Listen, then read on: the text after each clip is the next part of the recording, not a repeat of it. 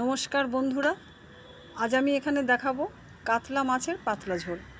তার জন্য আমি এখানে 4 পিস মাছ ভেজে রেখেছি, আর আলু দিয়ে ঝোল করব, তাই আলুটাও ভেজে তুলে রেখেছি। আর এই ঝোল করার জন্য লাগছে পেঁয়াজ কুচি, টমেটো, রসুন, আদা, আর এখানে আছে একটু 5 ফোড়ন, তেজপাতা আর লঙ্কা, আর কিছু শুকনো মশলা আছে, যেমন নুন আছে পরিমাণ মতো, চিনি আছে, হলুদ, কাশ্মীরি লাল লঙ্কার গুঁড়ো, আর এখানে গরম মশলার গুঁড়ো। এই দিয়ে হয়ে যাবে আমার আজকে কাতলা মাছের পাতলা ঝোল। তবে চলো কিভাবে বানাচ্ছি সেটাই দেখি। এই গরমের দিনে কিন্তু খুব ভালো খাবার। দেখো, তেল গরম হয়ে গেছে, ফোড়নটা আমার ভাজা হয়ে গেছে। ফোড়নটা ভাজা হওয়ার পর আমি রসুন দিলাম। রসুনটা একটু নাড়াচাড়া করে ভেজে আমি এরপর দেব আদা রসুন দুটো একসঙ্গে খুব ভালো করে ভেজে নিতে হবে, যেন কাঁচা জিনিসটা না থাকে। কাঁচা ভাব থাকলে কি রান্নার সঙ্গে কাঁচা গন্ধটা হয়ে যায়। এরপর দেব আমি পেঁয়াজ কুচি। পেঁয়াজটা দিয়ে কিন্তু লাল করে একটু ভাজতে হবে।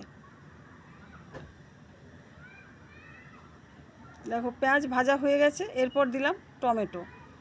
পেঁয়াজ আর টমেটো একটু সময় নিয়ে কিন্তু ভাজতে হবে, মানে কষে নিতে হবে, কারণ টমেটো একটু না গলা অবধি রান্নাটা ঠিক হয় না। এরপর দিলাম পরিমাণ মতো হলুদ, কাশ্মীরি লঙ্কার গুঁড়োটা, আর পরিমাণ মতো নুন, আর দিলাম পরিমাণ মতো চিনি। এই মশলাগুলো দিয়ে টমেটোর সঙ্গে ভালো করে কষিয়ে নেব।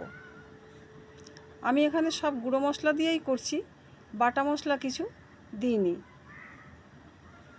এরপর দেব আমি হাফ চামচের মতো জিরে গুঁড়ো আর হাফ চামচ ধনে গুঁড়ো। এই মশলাগুলো আমি টমেটোর সঙ্গে খুব ভালোভাবে কষিয়ে নেব। মশলা কষানো হয়ে গেছে। এরপর যেহেতু আমি আলু দিয়ে ঝোল করব, তাই আলুগুলো মশলার সঙ্গে দিয়ে খুব ভালো করে কষিয়ে নেব। আলু আমার কষানো হয়ে গেছে, খুব ভালোভাবেই কষানো হয়ে গেছে। আমি কিছুটা গরম জল করে রেখেছি, এই আলুর সঙ্গে সেই গরম জল দিয়ে ঢেকে দেবো।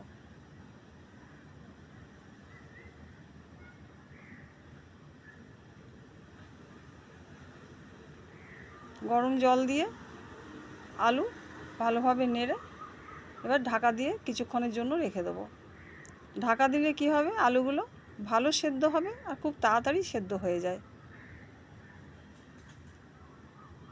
দেখো, আলু সেদ্ধ হয়ে গেছে, খুন্তিতে চাপ দিলেই কেটে যাচ্ছে। এরপর দেব আমি গরম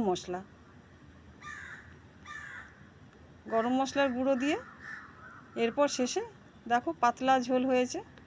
এরপর মাছের পিসগুলো ঝোলের মধ্যে আমি দিয়ে দেব।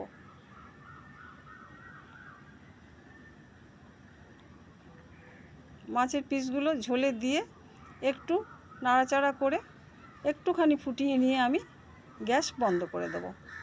দেখো, এই গরমের দিনে কিন্তু এই হালকা পাতলা ঝোল দিয়ে ভাত খেতে দারুণ লাগে।